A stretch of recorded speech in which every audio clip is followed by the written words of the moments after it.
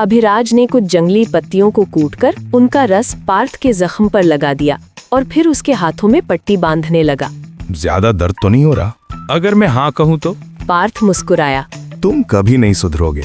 क्या जरूरत थी अकेले उस लंगूर से लड़ने की? इतने सारे सुरक्षा प्रहरी हैं यहाँ। वायु भी तो है। जिसने कपि राजा को आजाद करने की हिमाकत की होगी वो जाहिर है कोई साधारण शक्तियों वाला तो नहीं रहा होगा। मेरी जगह अगर तुम होते तो तुम भी यही करते। पार्थ ने लापरवाही से जवाब दिया। वैसे तुमने दरबार में सबके सामने झूठ क्यों बोला? मैंने क्या झूठ बोला?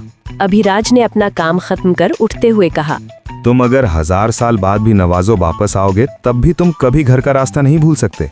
मुझे पक्की खबर मिली थी कि वापस लौटते समय रास्ते में तुम पर हमला हुआ था। तुमने सच क्यों नहीं बताया? और सच बताने से भी क्या हो जाता? माँ बेवजह तुम्हारे पीछे पड़ जाती।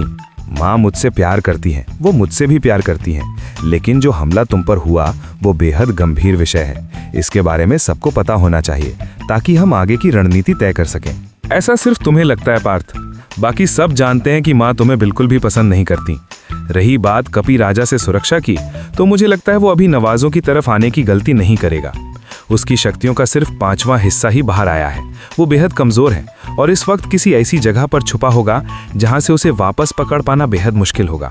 उसकी बात सुनकर पार्थ ने भी सहमति में सिर हिलाया। सबने मुझ पर शक किया। सबको यही लगा कि उस रात प्रार्थना कक्ष में सुरक्षा घेरे को तोड़ने वाला मैं था। बस एक तुम ही थे जिसे मुझ पर भरोसा था। तुमने मुझ पर शक क्यों नहीं किया? क्योंकि मुझे पता है ये तुम्हारे बस की बात ही नहीं है। कहते हुए अभिराज को हंसी आ गई। तुम्हें अब भी लगता है कि मैं तुमसे कमजोर हूँ? पार्थ ने इस बार नाराजगी दिखाई। फिलहाल तो यही सच है मेरे भाई। अगर मैंने वक्त पर तुम्हारा इलाज करके तुम्हें अपनी ऊर्जा नहीं दी होती तो अभी तुम एक मच्छर मारने की हालत में भी नहीं होते। अभिराज की बात सुनकर पार्थ ने बुरा समूह बनाया। ऐसे देखने से सच्चाई नहीं बदलने वाली है। तुम भले ही ताकतवर होंगे मगर अभी भी अपनी शक्तियों का सही इस्तेमाल नहीं कर पाते, और यही वजह रही कि तुम उसे पकड़ नहीं पाए जो इन सब का असली गुनहगार है। और देखो ये बात तुम पर आ गई। आखिर उस रात हुआ क्या था? अभिराज ने उत्सुकता से उसकी तरफ देखा। मुझे ऐसा लगा जैसे वो अंधक वन के काले जादू का इस्तेमाल कर रहा था। इस वजह से मैं उसका मुकाबला नहीं कर पाया। पार्थ ने कुछ सोचते हुए जवाब दिया। ये कैसे हो सकता है? अभिराज ने आश्चर्य से उसकी तरफ देखा। अंधक वन किसी वक्त में काले जादू का गढ़ हुआ करता था, मगर सदियों पहले यहाँ जो भूकंप आया था उसमें वो वन भी बुरी तरह तबाह हो गया था। भूकंप के आने से पहले ही महाराज अरिहंत ने अंधक वन के काले जादू को सीखने और सिखाने पर प्रतिबंध लगा दिया था। काले जादू की ये कला कब की विलुप्त हो चुकी है, पक्के तौर पर कुछ भी कह पाना मुश्किल है। इस बारे में काफी खोज खबर करने की जरूरत है। इस पर बाद में विचार करेंगे। फिलहाल ये मजेदार गोश्त खाओ, मैं खुद शिकार लेके आया हूँ। आज कुछ नए तरीके से पकाया है इसे, देखना तुम इसका स्वाद कभी नहीं भूलोगे। अभिराज ने मिट्टी से बना एक बड़ा सा भगोना उसके सामने रखते हुए कहा। पार्थ ने जैसे ही उसके ऊपर से ढक्कन हटाया, पूरे कमरे में मसालों की खुशबू फैल गई। वाह, खुशबू तो बहुत अच्छी है, मगर ये है क्या? पार्थ के मुंह में पानी आ गया। ये मटन बिरयानी है। मटर बिरयानी? पार्थ ने आश्चर्य से उसकी तरफ देखा। अभिराज ने अपना सिर ठोक लिया। नाम में कुछ नहीं रखा, तुम बस खाकर देखो, तुम्हें पसंद आएगा। पार्थ ने उसे चखा और अपने आप ही उसके चेहरे पर तारीफ वाले भाव आ गए। तो ये भी सीख कर आए हो तुम धरती से? बस यूं ही यहाँ एक जैसा खाना खा खाकर मैं तो उब गया था। बस फिर दोनों आपस में बातें करते हुए खाना खाने लगे। वहीं कुछ दूर पर एक चट्टान के पीछे छुपा एक साया उन दोनों पर नजर रख रहा था। कुछ देर बाद वो मुड़ा और वहां से रानी महल की तरफ चल दिया। सबसे छुपते हुए वो पिछले दरवाजे तक पहुंचा और उसे धीरे से ठकठकाया। अंदर आ जाओ।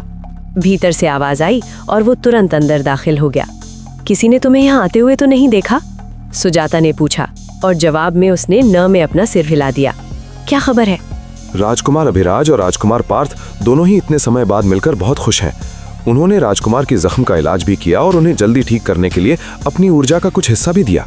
उन्होंने कुछ खास व्यंजन भी बनाए थे और अब वो दोनों साथ मिलकर खाना खा रहे हैं। उसने एक ही सांस में सब हाल कह सुनाया। सुजाता ने गुस्से में बिस्तर पर हाथ मारा। मती मारी गई है इस लड़के की। इसे इतनी भी समझ नहीं है कि जिसे वो अपना भाई समझकर उस पर अपना प्यार लुटा रहा है, एक दिन वही उससे सब कुछ उससे छीन लेगा। क्या करूं मैं इस लड़के का? उसे पार्थ से दूर रखने की कोशिश में मैंने उसे धरती पर भेज दिया था। सोचा था दोनों दूर रहेंगे तो कुछ वक्त बाद एक दूसरे को भूल जाएंगे। सदियां बीत गई मगर इन दोनों के बीच आज भी कुछ नहीं बदला। वो सामने खड़ा चुपचाप सुजाता की बात सुन रहा था। जाओ और नजर रखो उन दोनों पर, खासकर उस पार्थ पर। अगर वो अभी को नुकसान पहुंचाने का जरा भी प्रयास करे तो मुझे तुरंत खबर देना, समझ गए? जी रानी माँ। उसने तुरंत जवाब दिया। अब जाओ यहाँ से, सुजाता ने लापरवाही से कहा और वापस अपनी आंखें बंद कर बिस्तर पर लेट गई। आगे क्या हुआ? क्या महारानी सुजाता दोनों भाइयों को एक दूसरे से दूर करने में कामयाब हो जाएंगी? जानने के लिए जरूर सुनिए द फ्लावर प्रिंसेस का अगला भाग।